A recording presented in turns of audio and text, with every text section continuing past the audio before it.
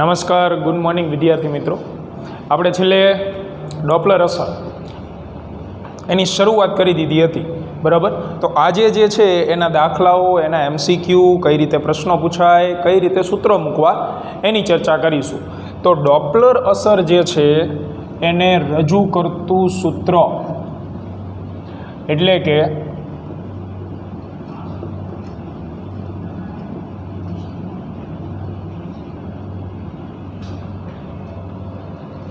Doppler અસરના લીધે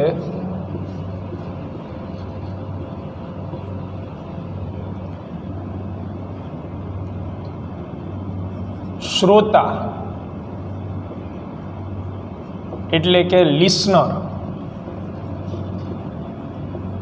ને અનુભવાતી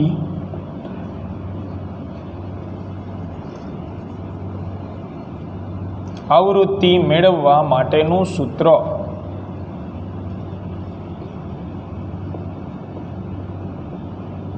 તો આપણે સીધા દાખલામાં કયું સૂત્ર વાપરવાનું છે એની જ સીધી ચર્ચા કરીએ કે ડોપલર અસરમાં બે બાબતો હતી. એક હતું ઉદ્ગમ, સોર્સ, અને બીજા હતા શ્રોતા એટલે કે લિસનર. તો એનું સૂત્ર મિત્રો આવું છે: FS/V + VS અને FL/V + VL. આ છે ડોપલર અસરનું સૂત્ર, બરાબર. આમાં દરેક પદની માહિતી હું તમને આપી દઉં છું. બીજું કે ડોપલર અસરનું સૂત્ર તમે આ જ વાપરશો, એ સિવાય ડોપલર અસરના દાખલાઓ ગણતી વખતે આકૃતિ આપણે ફરજિયાત દર્શાવશું, બરાબર છે. આ સૂત્ર આપણે મિત્રો યાદ રાખવાનું છે. અને એ સિવાય ડોપલર અસરના દાખલાઓ ગણવા માટે અથવા તો MCQ માટે આકૃતિ યાદ રાખવાની છે. તો આકૃતિ આવી છે કે અહીંયા આપણે મૂકશું સોર્સ,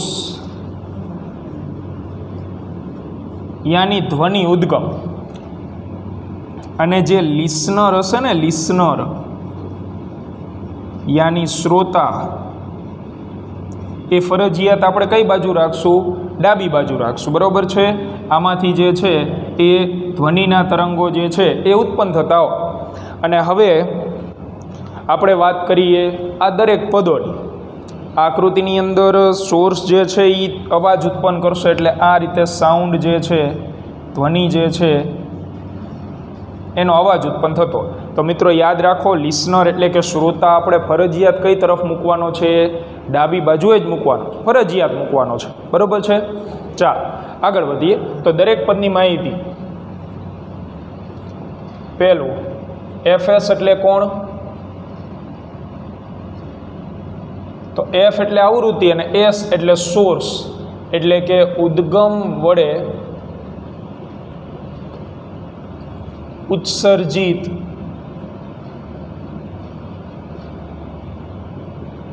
ધ્વનિ તરંગોની આવૃત્તિ. સોર્સ વડે જે તરંગો ઉત્પન્ન થાય છે એની આવૃત્તિ FS કહેવામાં આવે છે. એવું ને એવું છે FL. તો FL એટલે કોણ? તો કે શ્રોતા વડે અનુભવાતી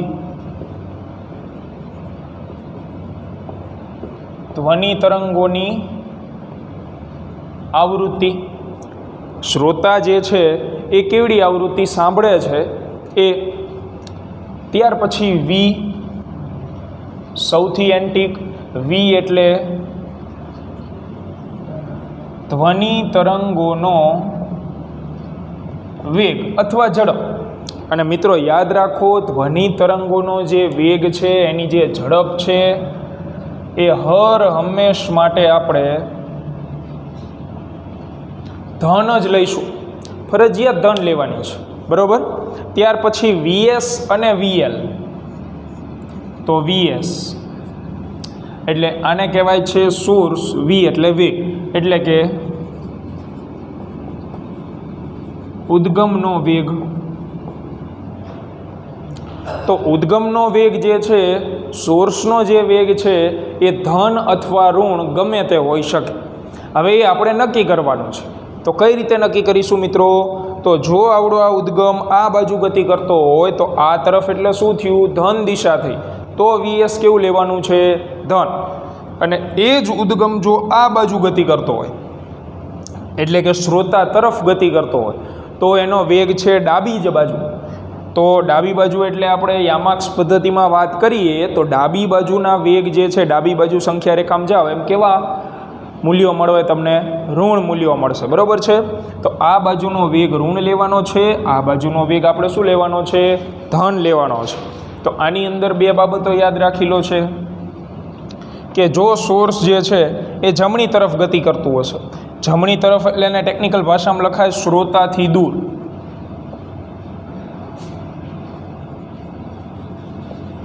તો શ્રોતાથી દૂર તરફ જતો હોય, જો આ ગોખવાન નથી, સમજી શકાય એવું છે. જે મિત્રો લેક્ચર જોવે એને ખબર પડશે, બાકી પીડીએફ જોવે એને ખ્યાલ નહીં આવે.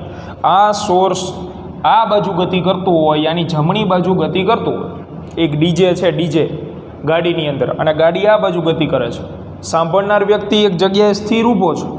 તો ગાડી જો દૂરની સાઈડ ગતિ કરશે એનાથી તો ધન એક્સ દિશા થઈને આવડિયા, એટલે જ આકૃતિ આવડિયા યાદ રાખવાની છે. આપણે આકૃતિ યાદ રાખવાની છે કે જો સોર્સ આ બાજુ ગતિ કરશે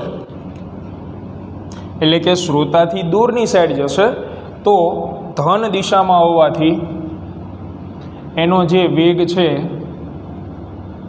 એ આપણે કેવો ગણવાનો રહેશે? ધન ગણવાનો રહેશે. અને આ જ ઉદ્ગમ જો શ્રોતા તરફ આવશે એટલે કે ડાબી તરફ ખસશે, શ્રોતા તરફ ઉદ્ગમ આવતું હોય શ્રોતા તરફ, તો વેગ જે છે એ કેવો થઈ જશે? ઋણ થઈ જશે મિત્રો. તો આ બાબતનું ધ્યાન રાખો. બરોબર. ચાલો આગળ લિસનરની વાત કરીએ. વીએલ. તો વીએલ એટલે શ્રોતાનો વેગ. સેમ રીતે એમાં સંજ્ઞા પ્રણાલી છે મિત્રો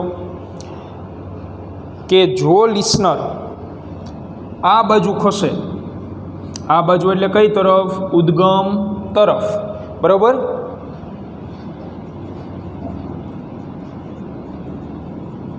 ઉદ્ગમ તરફ ખસે તો મિત્રો શું લેશો તમે? આ લિસનર ઉદ્ગમ તરફ ખસતું હોય તો કઈ દિશામાં જઈ રહ્યું છે? ધન એક્સ દિશામાં.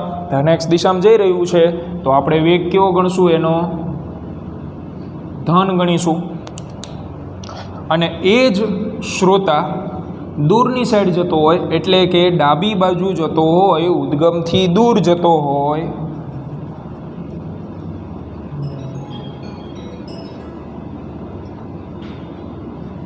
ઉદ્ગમથી શું ખસતો હોય? દૂર. તો ઉદ્ગમથી દૂર ખસશે આમ તો ડાબી બાજુ. ડાબી બાજુ એટલે ઋણ એક્સ દિશા થઈ. ઋણ એક્સ દિશામાં થઈ એટલે વેગ કેવો થશે? ઋણ થઈ જશે મિત્રો. ચાલો, તો આટલી બાબતો તમે ધ્યાનમાં રાખો. એટલે ડોપલર અસરના દાખલાઓ, પછી એના એમસીક્યુ, એની તમે કોઈ પણ પ્રકારની અઘરામાં અઘરા જે મેથડ્સ છે, દાખલાઓ છે, પ્રશ્નો છે, બહુ જ આરામથી તમે સોલ્વ કરી શકશો. આ એની સંજ્ઞા પ્રણાલી થઈ ગઈ, અથવા તો તમે કહી શકો દરેક પદની માહિતી થઈ ગઈ. એમાં ગોખણપટ્ટી જેવું કશું જ નથી. જો તમારે ઉદ્ગમ જે છે એ જમણી બાજુ ખસે તો ધન એક્સ દિશા થઈ, ડાબી બાજુ ખસે તો ઋણ એક્સ દિશા થઈ. પણ રકમની અંદર મિત્રો આવા શબ્દ આપેલા હશે. એટલા માટે ડોપલર અસરના દાખલાઓ આપણે ગણીશું તો સૌથી પહેલું કામ આકૃતિ દોરવાનું કરશું અને પછી આની અંદર કિંમતો મૂકવાની થાય. તો દરેક પદ તમને યાદ રહેવા જરૂરી છે. બરાબર છે. અને આ માહિતી મેં જે લખેલી છે એ આકૃતિ પરથી લખેલી છે. જો કોઈ ઉદ્ગમ સ્થિર આપેલો હોય તો વીએસ આપણે શું લેશું? 0. જો કોઈ શ્રોતા સ્થિર આપેલો હોય તો વીએલ શું લેશું આપણે? 0. બરાબર. તો આ છે ડોપલર અસરની માહિતી. તો હવે સીધા જ આપણે દાખલાઓ તરફ આગળ વધીએ. દરેક બાળક ટેક્સ્ટ બુક લઈ લે. 1-2 મિનિટનો સમય આપું છું, કારણ કે આ જે દાખલાઓ છે એકદમ સહેલા રોકડિયા દાખલાઓ અને નીટ અને JEEમાં સૌથી વધુ પૂછાતા MCQ ડોપલર અસરના છે, કારણ કે એને તમે જેટલું પચાવી શકો એટલી આવડશે. જરૂર લાગે તો આનો સ્ક્રીનશોટ લઈ લો, બરાબર, જેથી કરીને આપણે દાખલાઓ જે છે એ સોલ્વ કરીએ તો તમને આઈડિયા આવે. જુઓ, ચાલો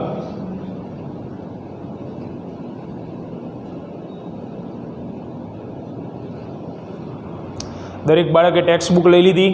ટેક્સ્ટ બુક લઈ લો બાળકો, બરાબર છે. એમ નામ ન બેસતા, કારણ કે આમાં એવું છે કે તમને જો રકમ વાંચતા અથવા તો રકમ સમજતા આવડી ગઈ તો 4 માર્ક્સના MCQ તમે 2 સેકન્ડમાં સોલ્વ કરશો, 2 જ સેકન્ડની અંદર. કારણ કે સૂત્ર તો ફિક્સ છે, યાદ રહી જાય એવું, FS/V+VS, FL/V+VN. માત્ર આ બાબતો જ તમારે યાદ રાખવાની છે. અને એના માટે આકૃતિ મેં તમને દોરી દીધી છે, આઈડિયલ કન્ડિશનની આકૃતિ છે. આ બાજુ કોઈ પણ ખસે તો ધન, આ બાજુ ખસે તો ઋણ, અને ધ્વનિ તરંગનો વેગ તો ફરજિયાત ધન, બરાબર. તો દરેક બાળક ટેક્સ્ટ બુકની અંદર દાખલા નંબર 15.20 જુએ. 15.20 નંબરનો દાખલો જુઓ દરેક બાળકો. ચાલો, પછી તમે MCQ આના ગણી શકશો.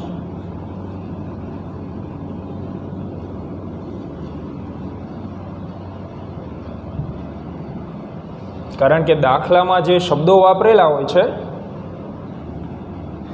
એ શુદ્ધ ગુજરાતી ભાષામાં હોય છે.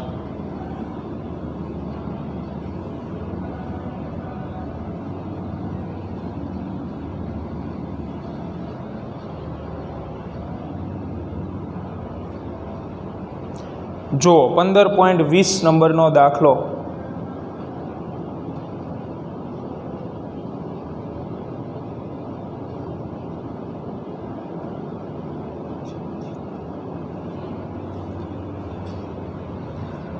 સ્વાધ્યાયનો 20મો દાખલો જુઓ.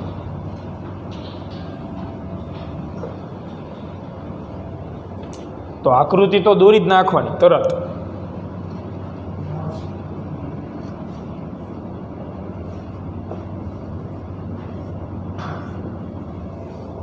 જુઓ, તો એમાં જે પ્રમાણે રકમ આપેલી છે એ મુજબ આપણે લખતા જઈએ. તો શરૂઆતમાં ટ્રેન સ્થિર છે એવું લખેલું છે, બરાબર. તો પહેલી વસ્તુ તો જે ટ્રેન છે ને, ટ્રેન એ અવાજ ઉત્પન્ન કરે છે, એટલે ટ્રેનને આપણે શું લઈ લઈશું? એઝ અ ઉદ્ગમ, યાની એઝ અ સોર્સ. જ્યારે અવલોકનકાર છે જે પ્લેટફોર્મ ઉપર ઊભેલો છે,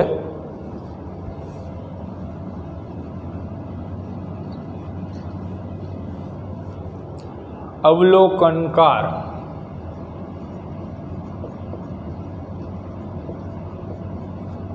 તો અવલોકનકાર જે છે એને આપણે શું લઈ લઈશું? શ્રોતા. આ વસ્તુ ક્લિયર? ચાલો, તો હવે આપણે આકૃતિ બનાવીએ. તો નિયમ પ્રમાણે અહીંયા સોર્સ હોય અને લિસનર ક્યાં હોય બાળકો? ડાબી બાજુ હોય. તો આ છે લિસનર. સોર્સ એટલે કે ટ્રેન જે ધ્વનિ તરંગો ઉત્પન્ન કરી રહી છે. વાંચીએ તો શરૂઆતમાં ટ્રેન સ્થિર છે મિત્રો. તો આ છે ટ્રેન અને આ છે નિરીક્ષક. શરૂઆતમાં ટ્રેન સ્થિર છે એટલે એનો મિનિંગ વેલોસિટી ઓફ સોર્સ શૂન્ય થાય, 0 મીટર પ્રતિ સેકન્ડ. ટ્રેન સ્થિર હોવાથી આગળ વાંચીએ તો ટ્રેનમાંથી ઉત્સર્જિત ધ્વનિની આવૃત્તિ 400 હર્ટ્ઝ આપેલી છે. તો ટ્રેન એટલે કે સોર્સમાંથી ઉત્સર્જિત આવૃત્તિ યાની FS ઇક્વલ ટુ 400 હર્ટ્ઝ. આગળ વાંચો. પછી કીધું છે નિરીક્ષક પ્લેટફોર્મ ઉપર ઊભેલો છે. એટલે એનો મિનિંગ વેલોસિટી ઓફ લિસનર પણ શું છે 0 મીટર પ્રતિ સેકન્ડ, કારણ કે નિરીક્ષક એ પણ શું છે પ્લેટફોર્મ ઉપર સ્થિર રહેલો છે. આગળ ધ્વનિ તરંગનો વેગ હવામાં છે 340 મીટર પ્રતિ સેકન્ડ. જો બાળકો આ ન આપેલો હોય ને તો યાદ રાખી લેવાનો છે. જેમ પ્રકાશનો વેગ આપણે કેમ યાદ રાખીએ છીએ 3 × 10⁸, એવી રીતે ધ્વનિ તરંગનો હવામાં વેગ યાદ રાખી લેવાનો 340 મીટર પ્રતિ સેકન્ડ. હવે પ્રશ્નો સોલ્વ કરતા જઈએ. તો પ્રશ્ન નંબર પહેલો વાંચો. ટ્રેન પ્લેટફોર્મ ઉપર 10 મીટર પ્રતિ સેકન્ડની ઝડપથી આવે છે. તો ટ્રેન પ્લેટફોર્મ પર 10 મીટર પ્રતિ સેકન્ડની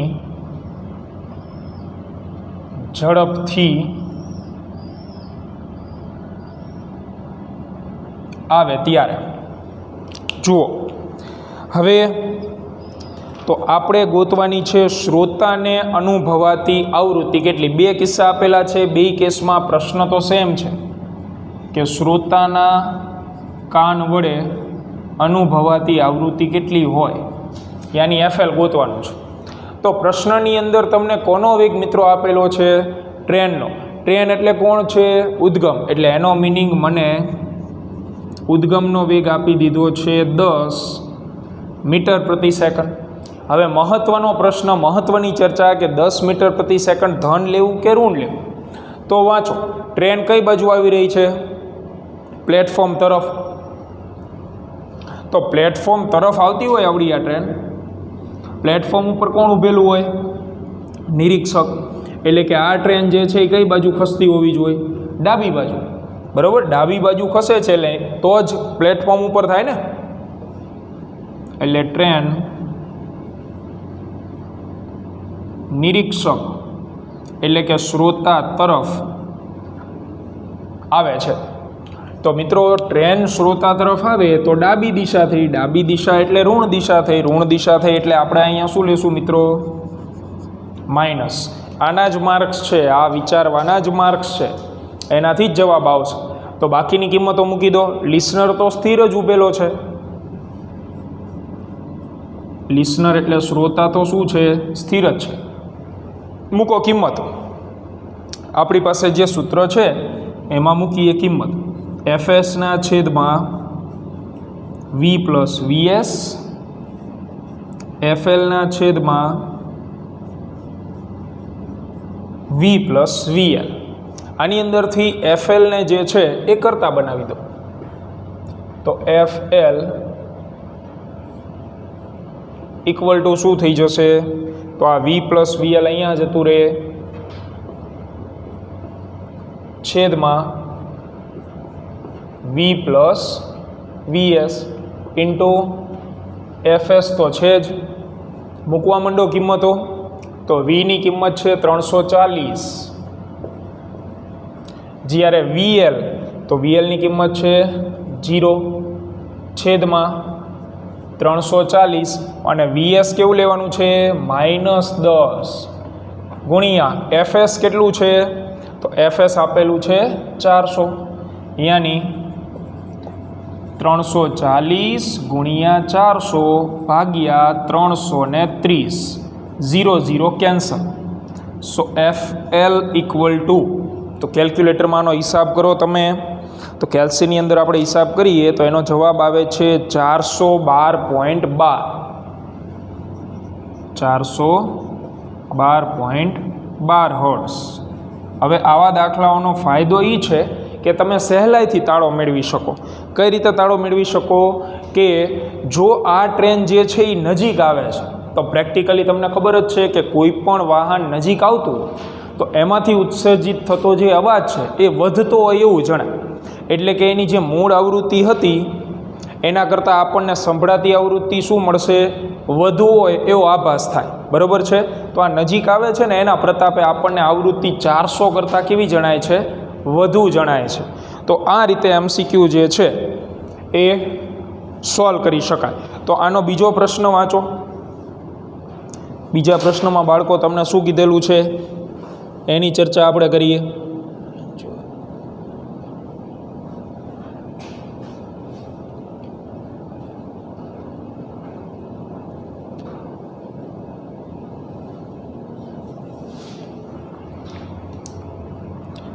તો પ્રશ્ન નંબર બીજો,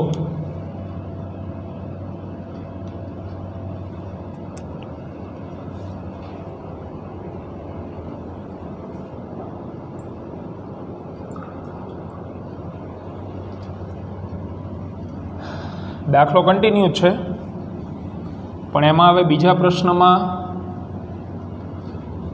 કંઈક નવી વાર્તા આપેલી છે તો એના વિશે આપણે ભણીએ.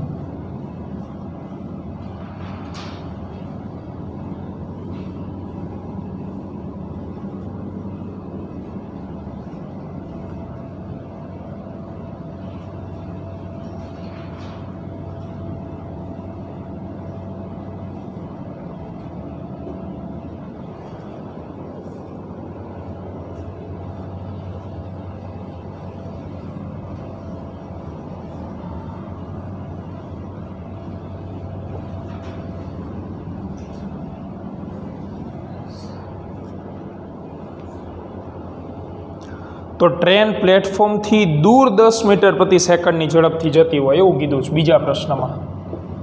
ટ્રેન પ્લેટફોર્મથી દૂર 10 મીટર પ્રતિ સેકન્ડની ઝડપથી જતી હોય ત્યારે, બરાબર. તો હવે વળી પાછું તમને આવડી જવું જોઈએ કે ટ્રેન આપેલી છે મિત્રો, ટ્રેન એટલે કે સોર્સ, એનો વેગ જ છે, પણ આ વખતે એ પ્લેટફોર્મથી દૂર જાય છે, પ્લેટફોર્મથી દૂર. તો પ્લેટફોર્મ ઉપર કોણ ઊભેલું છે? શ્રોતા. અને જો ટ્રેન શ્રોતાથી દૂર જાય તો એની આપણે આકૃતિ બનાવીએ. તો ડાબી બાજુ આપણે લિસનર લખીએ છીએ અને જમણી બાજુ સોર્સ, શ્રોતા, બરાબર. તો આ ટ્રેન જે છે એ પ્લેટફોર્મથી દૂર એટલે કે આ બાજુ જઈ રહી છે, આ ફિક્સ વસ્તુ છે. તો ટ્રેન આ બાજુ જઈ રહી છે તો એનો વેગ આપણે મિત્રો કેવો લેવો પડે? ધન લેવો પડે, કારણ કે જમણી તરફ એટલે કે ધન એક્સ દિશામાં ગતિ કરી રહી છે ટ્રેન.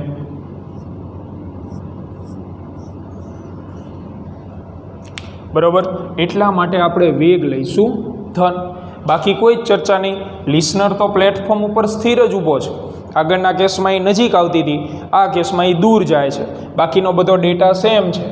તો સેમ આપણે સૂત્ર વાપરીએ, FS/V + VS અને FL/V + VL. તેથી FL = V + VL / V + VS અને અહીંયા આવશે FS. મૂકી દો કિંમત. V એટલે 340 + 0 છેદમાં 340 + 10. આ વખતે સોર્સનો વેગ કેવો લેવાનો? ધન, અને ગુણ્યા મૂળ આવૃત્તિ 400 તો હતી જ, યાની 340 ગુણ્યા 400 ભાગ્યા 350. એક મીંડું કેન્સલ. કેલ્ક્યુલેટરની મદદથી સોલ્વ કરો. 388.57 388.57.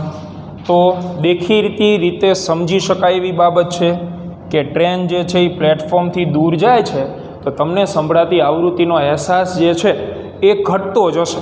મૂળ આવૃત્તિ 400 હર્ટ્ઝની હતી, એ હવે તમને કેવડી સંભળાશે? 388 હર્ટ્ઝની સંભળાશે. ચાલો, ત્યાર પછી ઉદાહરણ નંબર 15.7, એની રકમ જુઓ.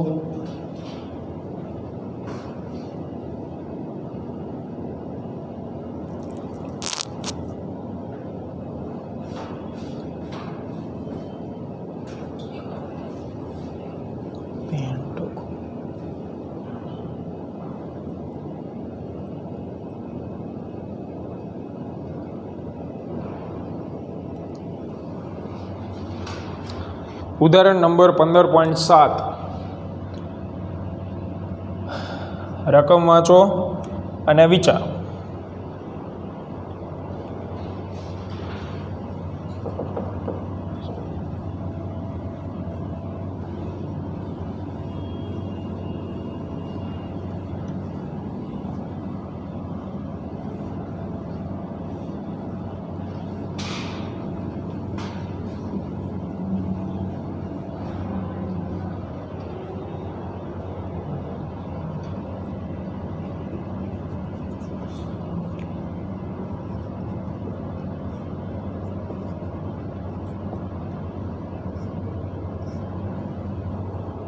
જુઓ રકમ.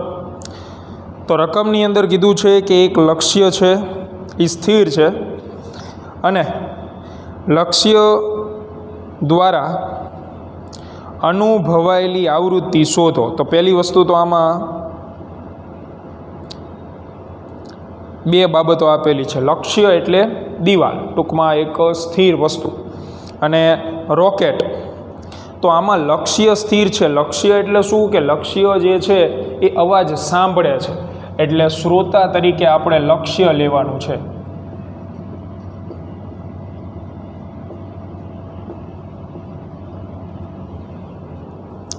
જ્યારે ઉદ્ગમ તરીકે શું લેશો તમે? તો ઉદ્ગમ તમને આપેલું છે, જે આના સિવાયનું જે હોય એ શું થઈ જાય? ઉદ્ગમ થઈ જાય. તો આપણે ફટાફટ ડેટા લખવા માંડીએ. ચાલો.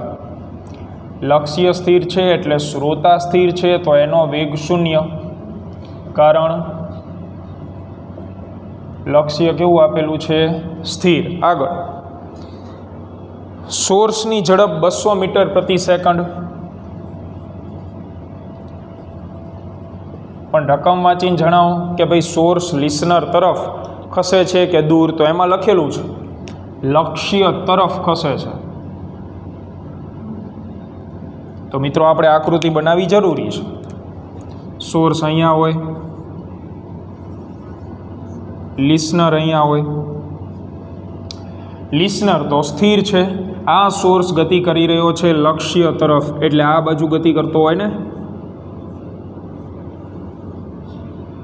આ થઈ જશે વેલોસિટી ઓફ સોર્સ. બરાબર. ચાલો આગળ વધીએ. તો હવે આ તો ડાબી બાજુ જઈ રહ્યો છે, એટલા માટે એનો વેગ આપણે શું લેવો પડે? ઋણ લેવો પડે.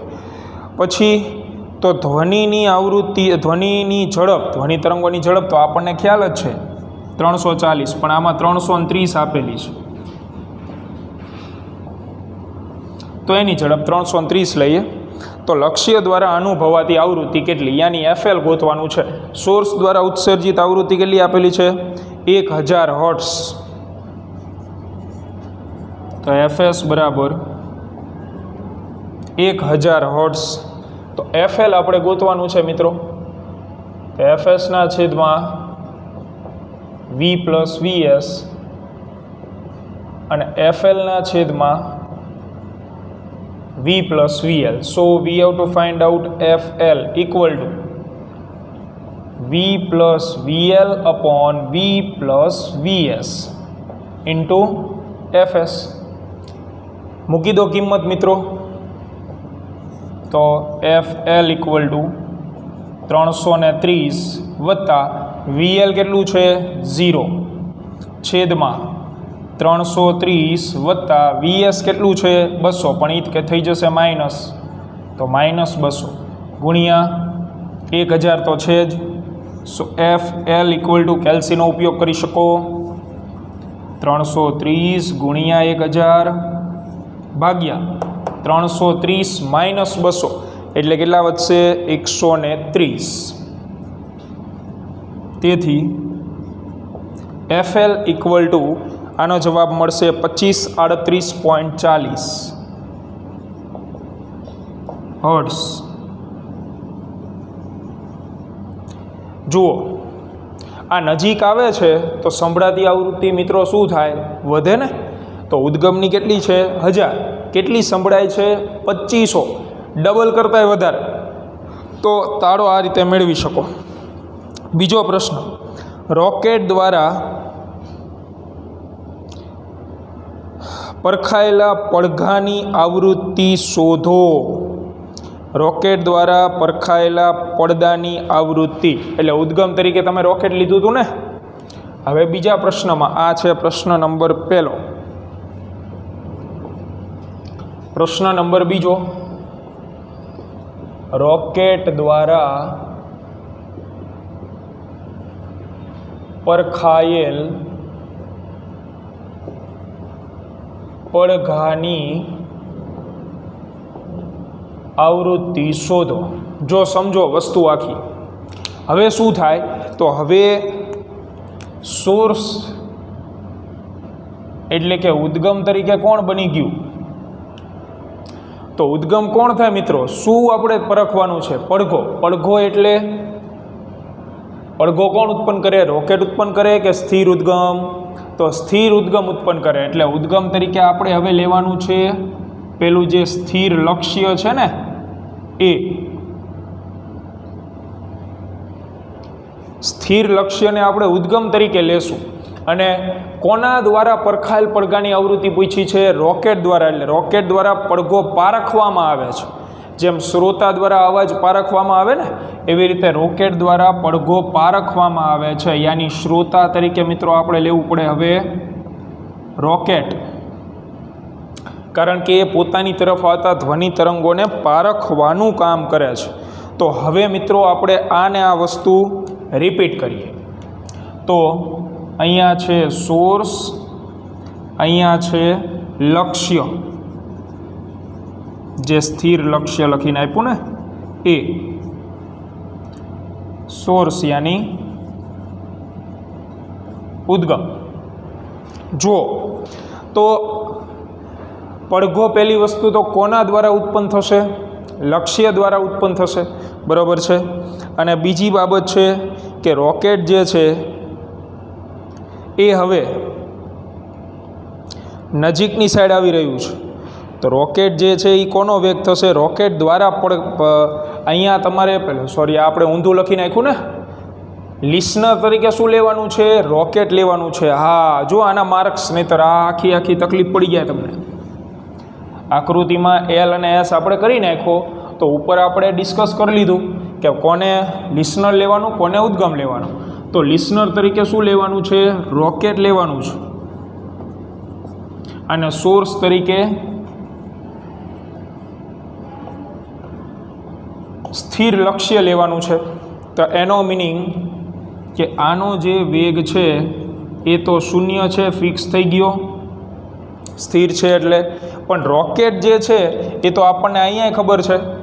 અહીંયા તો આપણે આ જે છે પહેલાં સ્થિર લક્ષ્ય એઝ અ ઉદ્ગમ હતું અને રોકેટ જે છે એ એઝ અ સોર્સ હતું. પણ હવે તમારે કોની આવૃત્તિ મેળવવાની છે? પડઘાની. તો પડઘો કંઈ રોકેટ ન ઉત્પન્ન કરે. પડઘો તો દિવાલ દ્વારા ઉત્પન્ન થાય. એટલે વાર્તા ફરી ગઈ, ઊંધી થઈ ગઈ. રોકેટ લિસનર થઈ ગયું. તો હવે લિસનર એટલે રોકેટ તો કોના તરફ જઈ રહ્યું હતું? લક્ષ્ય તરફ. તો અહીંયા રોકેટને મારે લક્ષ્ય તરફ ગતિ કરાવી હોય તો આ બાજુ આવે, યાની આ એનો વેગ થાય VL. અને VL મિત્રો તમને આપેલો છે 200. પણ આ વખતે આપણે વેગ જે છે એ કેવો લઈશું? ધન લઈશું. શું કામ ધન? કારણ કે જમણી બાજુ જઈ રહ્યો છે એટલે VL બરાબર 200. તો આકૃતિ જ મહત્ત્વની છે. આકૃતિમાં કોણ સોર્સ છે, કોણ લિસનર છે એ રકમમાંથી નક્કી કરવું અને પછી શાંતિથી સમજી વિચારીને જેના વેગ આપેલા હોય એ લખી નાખવા. તો હવે આમાં આપણે જે છે FL ગોતવાનું છે. તો સૂત્ર તો એ જ છે, FS/V + VS અને FL/V + VL. ચાલો મેળવીએ. તો આમાં તમે કિંમત મૂકો એટલે જવાબ મળશે જ.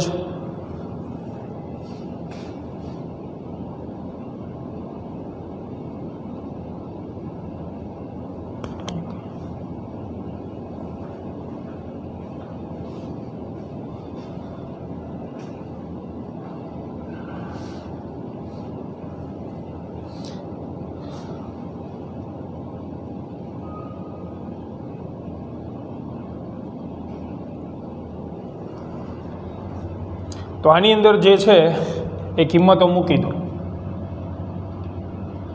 એટલે સરસ મજાનો આન્સર મળી જશે તમને, બરાબર.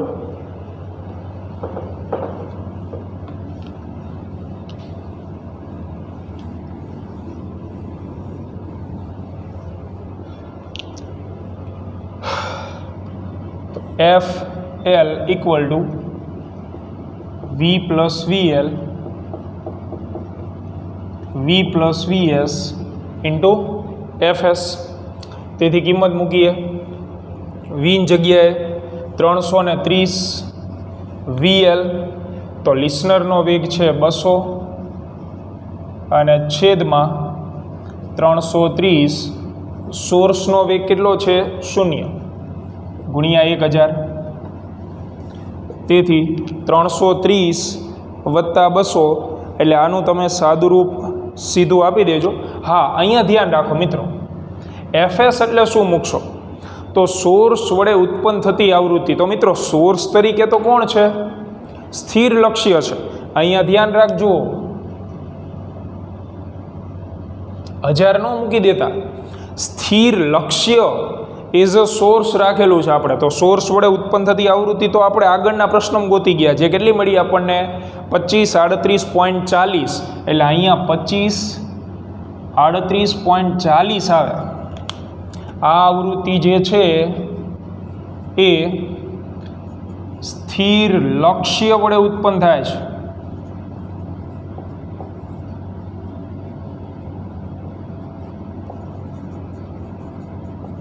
જે આપણે ક્વેશ્ચન નંબર 1માં ગોતી ગયા, જો આવી રહી. કારણ કે હવે વાર્તામાં ટ્વિસ્ટ એ છે કે ભાઈ લક્ષ્ય હતું એ ઉદ્ગમની જગ્યાએ સોર્સ બની ગયું અને રોકેટ સોર્સની જગ્યાએ ઉદ્ગમ બની ગયું. હવે તમે આમાં કેલ્ક્યુલેટરનો ઉપયોગ કરીને જવાબ મેળવશો તો જવાબ આવશે 4076.9 હર્ટ્ઝ. આ આવી ગયું એફએલ, બરાબર છે. લિસનર એટલે કે રોકેટ વડે અનુભવાતી આવૃત્તિ, બરાબર છે. ત્યાર પછી આગળ વધીએ આપણે. તો હવે આગળ જે છે એ એક જ દાખલો આપણે બાકી રહે છે 15.21.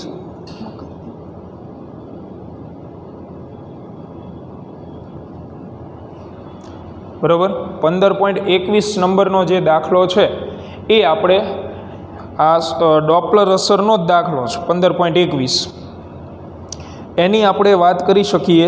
એમાં તમને તરંગ ઝડપ અને આવૃત્તિ ને એવું બધું ગોતવાનું જ કીધું છે. તમે ટ્રાય કરી શકો, કારણ કે એમાં થોડોક એવો એ અલગ એ રીતે પડશે કે એમાં સાપેક્ષ ઝડપ એનો ઉલ્લેખ આવશે. સાપેક્ષ ઝડપ તમને આવડે. સાપેક્ષ ઝડપમાં શું હતું?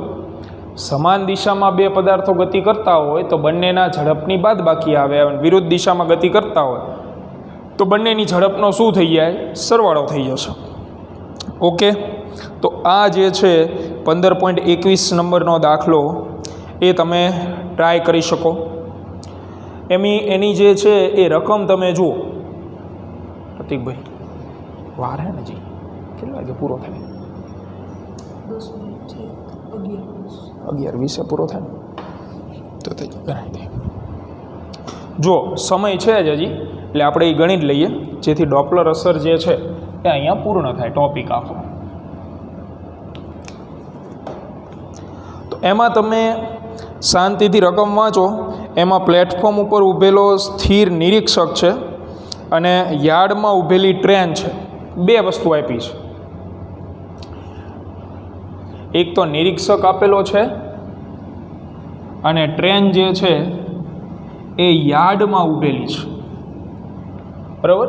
એટલે ટૂંકમાં સ્ટેશનમાં એટલે કે પ્લેટફોર્મ ઉપર ટ્રેન નથી ઊભી, યાર્ડમાં ઊભેલી છે.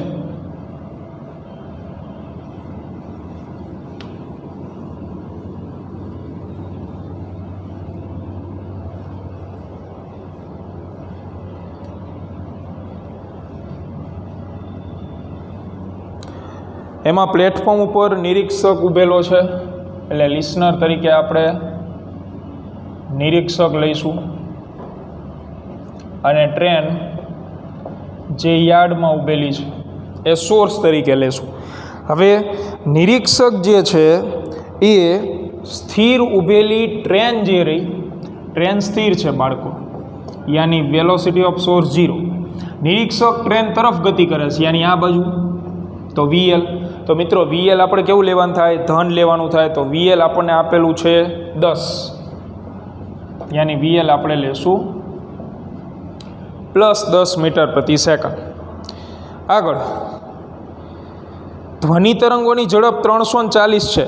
ધ્વનિ તરંગો શ્રોતા તરફ જતા એવું કીધું. રકમ વાંચો.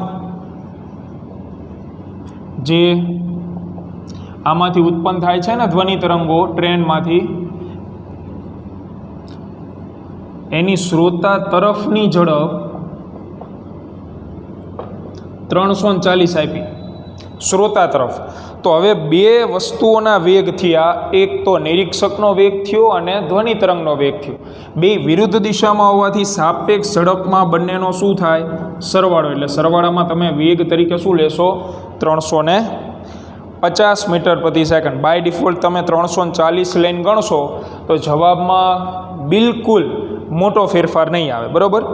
સેમ જવાબ મળશે. 4000 હર્ટ્ઝ આવૃત્તિ આવશે. કદાચ તમે અહીંયા 340 લઈને ગણશો ને તો એટલો જ જવાબ મળશે. એટલે આ તમે ઘરે ટ્રાય કરી જોજો. બાકી આપણે નેક્સ્ટ લેક્ચરની અંદર તો ગણાવવાનો જ છે. સ્વાધ્યાયનો 15.21 નંબરનો દાખલો. અને હવે છેલ્લો ટોપિક આમાં બાકી રહે છે એ છે સ્પંદ. શું બાકી રહે છે? સ્પંદ. તો એના વિશેની જે ચર્ચા છે એ આપણે નેક્સ્ટ લેક્ચરની અંદર કરીશું. એટલે કે આવતીકાલે ચેપ્ટર પૂર્ણ જાહેર કરીશું, બરાબર? તો મળીએ નેક્સ્ટ લેક્ચરની અંદર.